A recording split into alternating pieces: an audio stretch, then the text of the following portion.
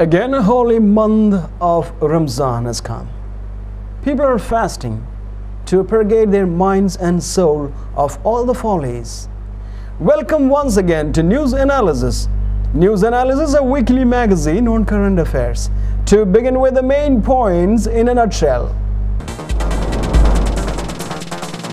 UNRWA is undermining hopes for Afghan vote.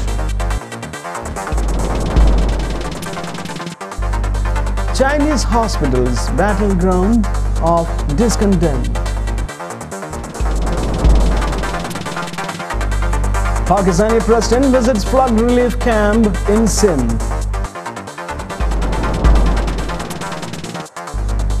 India rejects UK scientist superbug claim.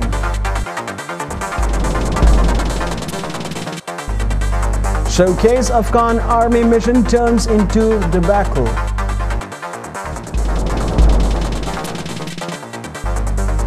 $1 million maths puzzle sparks row. Before I go into the detailed news of the week, let me with great pride announce that we have some guests of honor today. I welcome Janab Shahul Hamid Shakhafi Al-Asari, Mudarris of Darul Irshad Arabic College, Chelembra. Thank you, Babu. It is most beloved holy month, Ramzan, in which Holy Quran was revealed to mankind through his Prophet Muhammad Mustafa sallallahu alaihi wasallam. I wish all of you everything that is holy and good. Let Allah's blessings be on all of you. I will recite an ayah of Al-Baqarah from the Holy Quran. أعوذ بالله من الشيطان الرجيم. بسم الله الرحمن الرحيم. شهر رمضان الذي أنزل فيه القرآن هدى للناس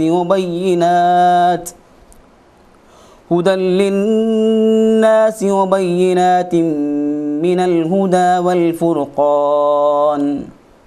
فمن شهد منكم الشهر فليصمه ومن كان مريضا أو على سفر فعدة من أيام أخر يريد الله بكم اليسر ولا يريد بكم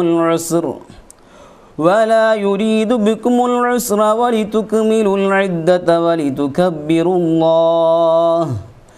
ولتكبروا الله على ما هداكم ولعلكم تشكرون. صدق الله العلي العظيم.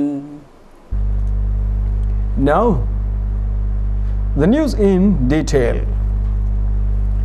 Tour of Guantanamo offers a look but little else. Welcome to Guantanamo Bay, where your tour guide will never leave your side but may not be able to answer any of your questions. Several times a month, the military parades group of journalists through the detention camps at the naval station here in an effort to clear up what it says are common misrepresentations about the way the camp's 176 detainees are treated. The tour is part of a package deal complete with lodging, ground transportation and 3 meals a day from Navy Mess Hall, offer what Pentagon promotes as a behind-the-scenes peek into one of the government's most secretive missions in the campaign against terror. Cleaning any information about the system of camps and military tribunals operating in the constitutional gray area that is Guantanamo Bay has always been difficult for the reporters and non-government observers working here. And this week, as the first detainee trial since President Obama took office opened, the question of access for journalists has become a particularly tense point of dispute. Military officials and lawyers for news organizations that are fighting the Pentagon's ground rules, including the New York Times, are working to agree on conditions that permit greater openness. For now, though, the journalists covering the trial of Omar Khader, who was captured on a battlefield in Afghanistan at the age of 15 in 2002, operate in an environment where access to the most basic information about the identities of the detainees and details of legal proceedings against them are kept from the public. Unrest is undermining hopes for Afghan vote. Worsening insurgent violence in many parts of the country is raising concern about Afghanistan's ability to hold fair parliamentary election in the little more than a month, a crucial test for President Hamid Karzai's ability to deliver security and a legitimate government. After last year's troubled presidential election, both the government and its foreign supporters are under intense pressure to hold a credible vote for parliament, scheduled for September 18. Last time, insecurity, inadequate monitoring, and rampant fraud led to a dawn of dispute that soured relations between Mr. Karzai and his Western backers so badly that they have yet to recover trust lost on both sides. As American commanders look toward a deadline to begin withdrawing troops next year, they would like the election to show that the government is capable of standing on its own. But already Western diplomats and observers are lowering expectations for the election, while Afghans are increasingly disillusioned and fatalistic about the prospects of democracy. Security has worsened in many places since last year, making it harder to get Afghan and international election observers to polling centers. Candidates have complained that they cannot reach districts where they need to campaign because it's too dangerous. In the south, there will be no free, fair, acceptable election, said Harun Mir, a political analyst who is running for parliament in Kabul. You cannot open most sides there and guarantee security, so in half a century there will not be a safe election.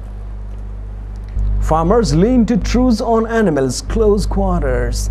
Concession by farmers in the state to sharply restrict the close confinement of hens, hogs, and veal calves are the latest sign of that so-called factory farming, a staple of modern agriculture that is seen by critics as inhumane and a threat to the environment and health, is on the verge of a significant change. A recent agreement between farmers and animal rights activists here is a rare compromise in the bitter and growing debate over large-scale intensive methods of producing eggs and meat, and may well push farmers in other states to give ground, experts say. The rising consumer preferences for more natural and local products and concerns about pollution and antibiotic use in giant livestock operations are also driving change. The surprise truce in Ohio follows stronger limits imposed by California voters in 2008. Their extreme caging methods will be banned altogether by 2015. In another sign of the growing clout of animal welfare movement, a law passed in California this year will also ban imports from other states of eggs produced in crowded cages. Similar limits were approved last year in Michigan, and less sweeping restrictions have been adopted in Florida, Arizona, and other states. Chinese hospitals are battlegrounds of discontent. Forget the calls by many Chinese patients for more honest, better qualified doctors. What the city's 27 public hospitals really needed, officials decided last month, was police officers. And not just at the entrance, but as the deputy administrators. The goal to keep disgruntled patients and their relatives from attacking the doctors. The decision was quickly reversed after Chinese health experts assailed it, arguing that the police were public servants, not doctors' personal secretaries. But officials in this northeastern industrial hub of nearly 80 million people had a point. Chinese hospitals are dangerous places to work. In 2006, last year, the Health Ministry published statistics on hospital violence. Attacks by patients or their relatives injured more than 5,500 medical workers.